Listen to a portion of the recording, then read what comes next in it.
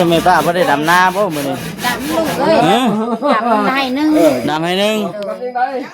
น้ำเป็นแค่ตัวบ้านนี่แล้วเป็นหยังบ่มาได้หน้าตัวไว้แล้ว ได้ยินเสียงกันบ่ล่ะพี่น้องเนาะตามเดียวเกี่ยวกับมังกรเนาะเมื่อวานนี่มิดสมอยมิดสมอยมื้อนี้โอ้ยแต่ละมื้อก็มิดสมอยเนาะมื้อนี้คือขึ้นมื้อนี้ขึ้นสนั่นวันไหวแล้วมื้อนี้ครับล่ะสบายดีเด้อจะนักจะเต็มเลยเนาะกดไว้กดอยู่เพื่อนกับเจ้าเคยยังบาทด้วยจานจะตั้งอยู่ทำไปป้าเนี่ยอันนี้เอาไว้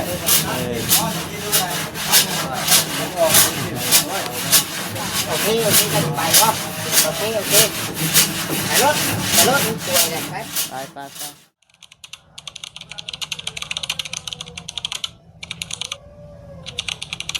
พี่น้องเนาะเปิดภาพเปิดคลิปมากันกำลังพี่น้องสร้างเพิ่นกำลังกันลุยคนอื่นก็มีแต่ทักทายสบายดีเด้อพี่น้องเด้อเนาะ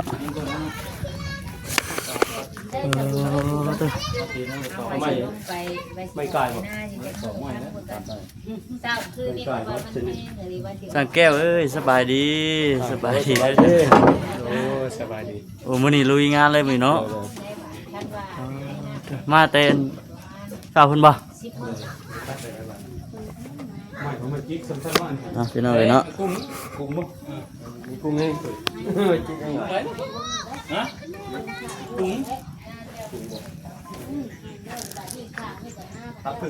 ใส่อัน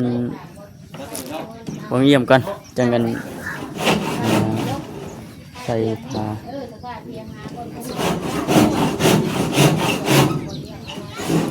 ทีมงานมา2 คนนี่เลยมา2 คนนี่ป่ะ เมานะมื้อนี้เนาะนี่ได้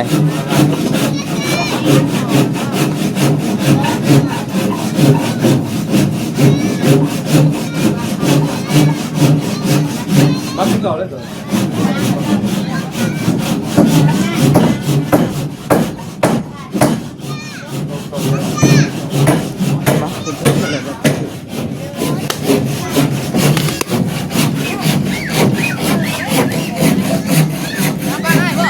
มาป้าแล้วข่อยสบายดีแม่นป่ะในคลิปเอาแล้วอยากกินข้าวน้ำเพื่อนเนาะแม่นแล้วได้ยินแล้วเปล่าเนี่ยเป็นห่อข้าวให้ตามแจ่วพริกได้แล้วบ่ว่าก็จะเอาแจ่วพริกมาแล้วบ่ไปกินน้ำกันออกนอกอีกเลยนี่นะของน้องนี่นะไปบ่เผ็ดออกนอกคือกันบ่เจ้าก็ไปขึ้นเทิงก่อนมาเวียงค่อยเอาหมากระเบิดละเมื่อวานนี่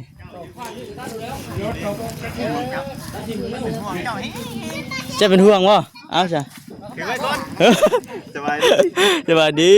ถือไว้ก่อนสากเต็มนิดหน่อยเลยยังอยู่บ่ยังทันเมื่อบ่เอาจ้ะ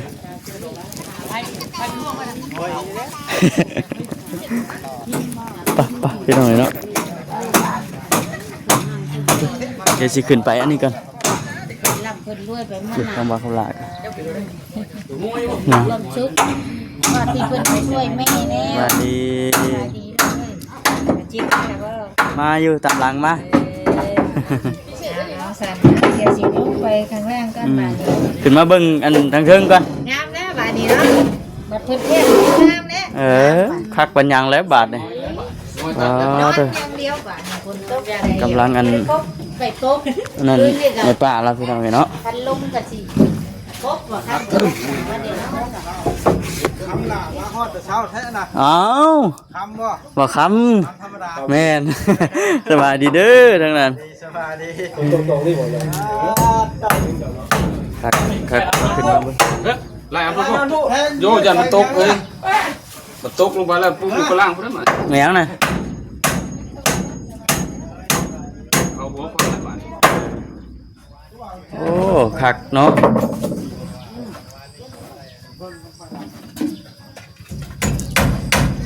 มีข่าวดีจากทางไหนเลยเนาะกลุ่มอยู่แซ่อยู่นี่ บ่ดอก เพียงอันนี้เพียงอันนี้ ทำนี่ก็วิทย์แต่ว่า โยเห็นวิทย์แฟนนะแล้วแฟนไม่อยู่ข้างนอกเนาะ แล้วแต่สำคัญเลยเพราะว่าวิทย์คือเราพบบ่ได้ แฟนมันก็อยู่ข้างนอก ตัดออกบ่บัด จับแล้วก็ตัดบ่ได้เลย ฮะ ผมซ้ำผมแต่ง ไม่ยังไม่กุงบ่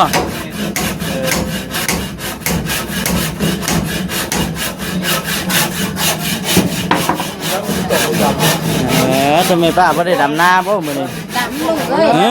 ดำได้นึง ดำให้นึง น้ำปิ่งแต่ตัวบ้านนี่แล้ว เป้งเอาบ่ เอาได้หน้าตัวไว้แล้ว ได้ยินเสียงกันบ่เลยพี่น้องเนาะตามอยู่ เดี๋ยวกำมากอนเนาะ เมื่อวานนี่มิดสมอย มิดจะม้อย มื้อนี้โอ้ยแต่ละมือก็มิดจะม้อยเนาะมื้อนี้คือขึ้นมื้อนี้ ขึ้นสนั่นหวันไหวแล้วมื้อนี้ มาพี่เบอร์ หยังนั่น เบอร์ของบ้านมื้อนั้นแล้วเดี๋ยวเจ้าดาวโทรมื้อนั้นแล้วโทรมื้อ4กินเนี่ย อันนี้บ่มื้อเงินซื้อที่ดินนั่นบ่ ของบ้านนอนโอ้ หยังน่ะ จมเชยทำแบบผิดกฎหมาย แต่ทางอย่าบอกเด้อ สวัสดีเด้อเป็นพวงเนาะนี่พลึกกันดิ เป็นพัน จะบอกคำลาสบายดีเด้อจะนักจะเต็มเลยเนาะ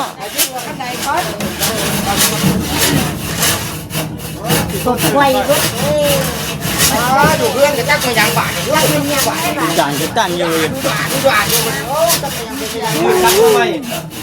บังคับครอบครัว ตามไปป้าเนี่ยอันนี้เอาไว้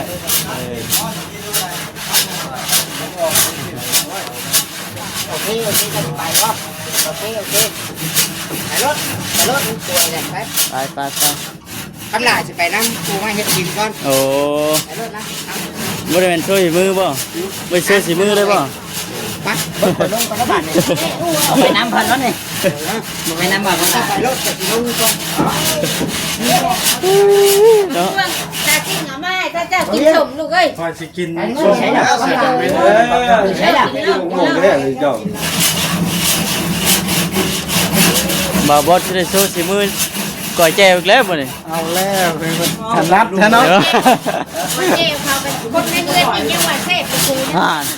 ติดใจได้ไหมบ่าวบอสเด้ ยันจนเบิดบาดีลูกสาวก็แม่เอ้ยเอากินนั่นเห็นเปล่านั่นนั่นคุณจ่าตัว กัก ไปเนี่ยเรากินดิบบัวได้ ใครก็ว่าเจ้าถ้าเจ้าบ่กินดิบ ฉัน นะ ก็กินดิบได้ใช่โย ไม่หรอ ตอนนี้กูกินได้ ไม่หรอ ไปกินเนาะแม่ว่าการเลือดจังมือเอาเราไปใส่ตัวก็ไปใส่พัดเดียวกิน มากระแจรถนะมาจอยคอยสิขี้นี่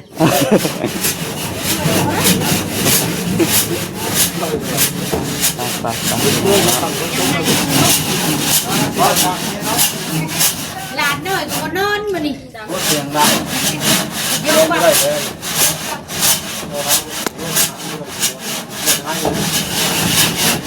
ว้าวเรื่องห่างก็เรียกแต่ให้แล้วร้อนจนข้ามได้เลยนะโตมือ ตัดออกอันนี้กัน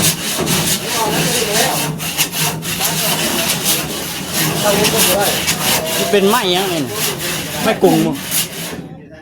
ไม่คุ้มก็เครื่องนั่น อันนี้ได้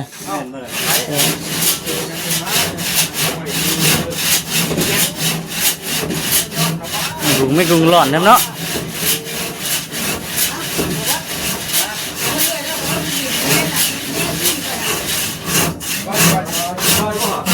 มีแต่ควายกับลุงแก้วแล้วประธานได้กินนะ เมื่อแล้วคนเบิ่งปั้นข้าวเช้าเด้ เขากินช่องก้นมือนั้นเจ้าไม่ได้กินหรอก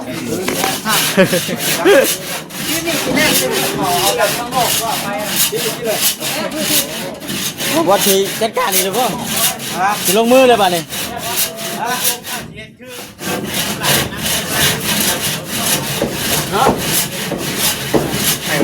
เฮ็ดยังเรา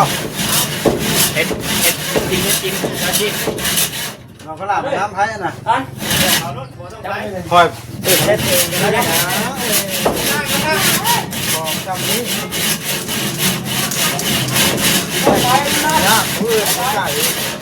ร้องของแกเห็นลูกกระชากนี่ของแก ได้เอาเลยนะจะบอกให้มันได้แล้วบอลหรือว่าได้เลยซอยขั่วเฮ้ย ใส่ลาบ ใช้อยู่ชินบอกยังใช้ชื่อ เริ่มลามมันกาแฟ เชฟเนาะคือเป็นว่าโปรเฟสสิ นี่ก็ยังเฮ็ดกระโดด ติ๊กต้องไว้นะไว้มันซอยจืดมือนี่ พอแล้วพี่ก้อนจะได้ ไปล่างก็ได้ ก็บ่จบคลิปจักเทื่อแล้ว เนาะ เดี๋ยวเอากาแฟอะไรน้องกาแฟ เกิดจากอะไร คนน้อยกับคนนอนเนาะมันนี่เนาะฉันเลยโอ้ยมันหลายคนที่ว่านะ คือกัน ระวังเด้อมีคนอยู่ดุมบ่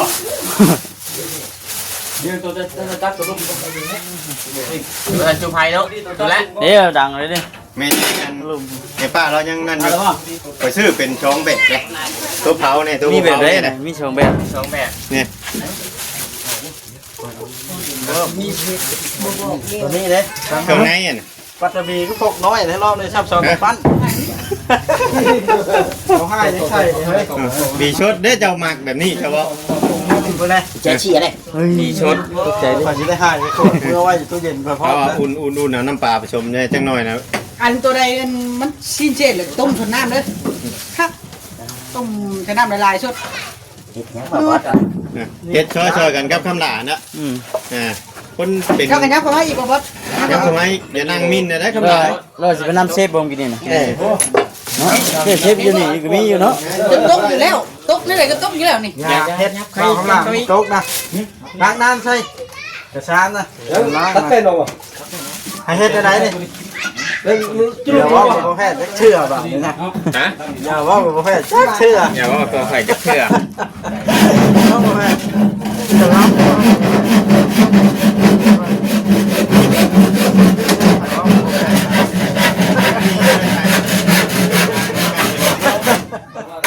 ว่าว่ากาแฟ นะ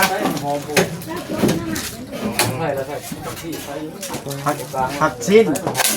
อันนี้มันเป็นผักอยู่ไหน เป็นเลย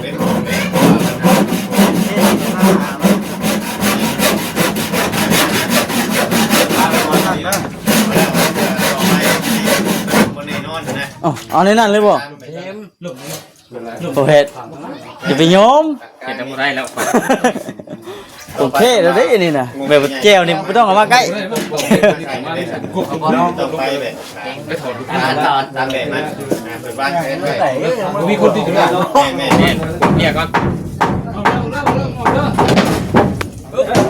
ย่านเห็นไหม ยังน่ะ ไม่บ่ ไม่ ครับยัง บ่ยังอยู่แล้ว เนี่ยคือเพี้ยสดอีกเพี้ยเฮ็ดเส้นแท้นี่ มิดมันดูล่าง มันเป็นอะไร เพี้ยคือพี่สดนี่ พี่ชดบอก เอาแล้วแล้วพี่ โอ้ยนี่ข่อยจะเอาเมื่อมาอีกก็เจ้าอยู่เฮือนนี่ เฮ็ดข้ามโหด อันนี้นะไฮไลท์เด้อตัวนี้เด้อ เฮ็ดแบบนี้ เอาเลย ดีไลท์อันนี้นะเขาเอิ้นว่าดีไลท์ดีบ่น้อยเลยดีไลท์ ดีไรดีไร น้ำปลา ดีไร ภาษาไทยเด้ภาษาไทยก็ว่าดีไลท์ดีไลท์ ต้องคั่วก่อนตัวนี้นะต้องต้มน้ำอุ่นก่อน ต้มน้ำกันนี่แหละ ใส่น้ำกันนี่ล่ะ ผสมกันเลยนะ การเนี่ยแต่พูดนัดนะ แต่พอใช้น้ำเจ้าจะใช้เพื่อใช้เพื่อเอาไว้ เนาะ เจอเห็นขึ้นไงแท้เลย รักตัวนี้ไปเฮ็ดไว้ชื่อ ชื่อมันจะโตบ่ บ่ได้นั่นเด้อเจ้าว่าให้ชื่อปีอันปีปลอมมาเพิ่มมีค่อยแล้วเว้ยอย่าเอาปลอมยังเอาของแท้นี่ เยี่ยมเอาใจบอกลีนี่ เจ้าฮู้ว่าพกเท่าไหร่น่ะ ใช่ล่ะ 80 พอที่น่ะชมควรอยู่พอชื่ออยู่ไหน 60-80เนาะ มือข่อยชื่อมื้อนั้นน่ะ50ล่ะ มันใหญ่เลย ไปลงไปขั่วนี้ เดี๋ยวแม่ป้าเพิ่นกำลังถูกเพิ่นเอาไฟออกนอกเพราะว่ามันฟันขึ้นเทิงเอาได้เอาไฟออกนอก เอาได้ผมไว้บีบเจลมาไว้เจลหัดไว้ หัดแบบใดแล้วมันยางกันขาดแล้วก็ได้วิธี เอาเล่นหน่อยนวดเลยเอาเลยบอกขยันไม่ถึงเจ้า มาจับเช็ดเพี้ยก่อน ผมจะย่างเด้าขนาดเนาะเด็ดแม่นี่ ก็ให้ขั่วก่อนขั่ว พี่ก่อน ได้กิน พี่ ได้ กับโบกัว นั่งเกิดพวกกันโอ้ยเกิดไปยากแบบนี้เจ้าถ้วยมาไปกันคักไปล่าบ่ ตั้งนี่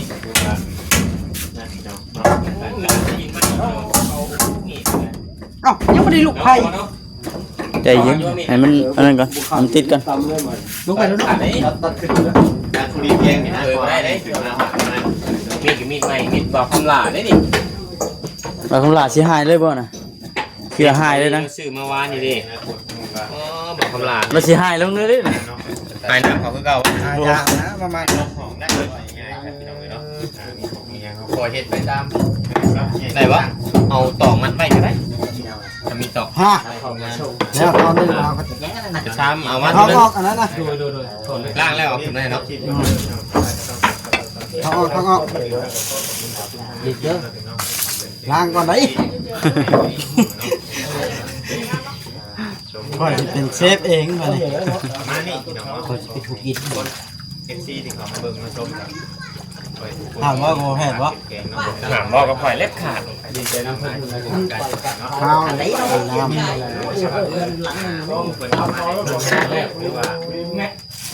เพื่อที่โชว์สีมือให้คนกิน มันง่ายปะ ไม่ธรรมดาบ่ ไปดีเด้อวันศุกร์เด้อ สบายดี สบายดี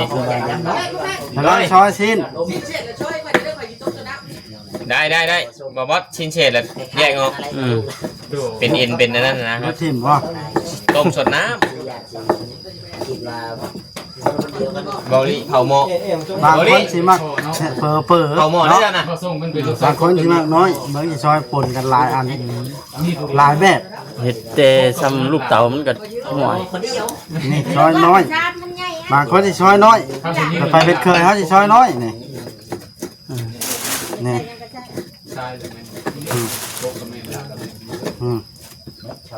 ช้อยน้อยก็เป็นได้ค่อยนะ เถื่อจบเลยนะเนาะ ใช่ใหญ่เป็น ครับ ช้อนน้อยมันยำบ่ถือตักเกี่ยว บอกคำลายันคา เขาก็ปนกันตอนน้อยตอนใหญ่ เนาะ ให้ใหญ่ก็คุยตอนใหญ่เห็นเด็ก มีโค้กในสมัยตะกี้ เนาะพอลูกแพทย์ เซียนเลยเนี่ยเอามาเบิ่งจากโค้กเลย เซียน เซียนถาเซียนทั้งหมด โอ้ ใช้นาทีแล้วก่อน เซียนมันจะคงงามเท่านี้ เซียนขวาน 14นาที เซียนขวาน 14 นาทีนึง อ่า นี่ เอาอีกจังหน่อย ซอยซีนสิกันเนาะ พวกนี้เลยถากก็ได้เลย ต้มและเพียนะ เฮ้ยบางลีเพิ่นลงไปต้มแล้ว บอกรีว่าต้มนะ แม่นอย่าลืมสิ้นเศษให้เราเด้อลืมบ่ได้เด้อตัวนี้ แม่ ว่าได้ใส่เลื่อยผ้าอะไรคือสมือนี่ ขวานก็ขวานถาก จังไดบ่ล่ะ นั่ง อยากนั่งเอายับเข้ามาพี่ได้เออ เข้าทางนี้ก็ได้เลยพี่ เออ มือนี่ สักรถ งามไหมเนาะ งามกับเอาจักขาดเนาะมาโป๊กอันนี้เป็นคนโป๊กกับงาม ครับเนาะ เห็นได้ดิเคยจุ๊บป่ะ จะจูบ่ ละ นั่นแหละแต่ว่ามันทุกอย่างนะเพิ่นน้ำเซียนนี่ มาพี่ เดี๋ยวไปนั่งเผาได้สิ เห็นงามเลย ใส่ เหี่ยมอยู่เด้ได้ได้พอแฟนน่ะ เป็ดนั่นค่อย ใช้เอาไว้นี่ ผมไว้ก่อน ต้องเผาถ้วยได้มันจะเย็น ทางนี้เนาะ อยู่ไทยนี่เขาช้อยแบบนี้แล้วเขาที่ซับ ให้มุนบ่ แม่น บอกว่านี่นั่งเฮ็ดกินลี โอ้ สำหรับป่า เนาะ ลายอันปะปนกันคอยว่าพยากตอนใหญ่แล้วคุยตอนใหญ่อ้าว ฉันว่าพี่นี่ลาบพูดเลยกัดกิน เอ็งโคตรบริ เสร็จวันไว้ให้เบาดิบ่ เนี่ยเราลงไปต้มเราเราต้มสดแซ่บได้เปล่าดี แม่น สุดยอดเนาะจะได้บ่ทำกับที่อันคลิปกันจะได้คลิปหน้าคลิปในพบกันมันไปกันเลยพี่น้องเนาะไปสบายดี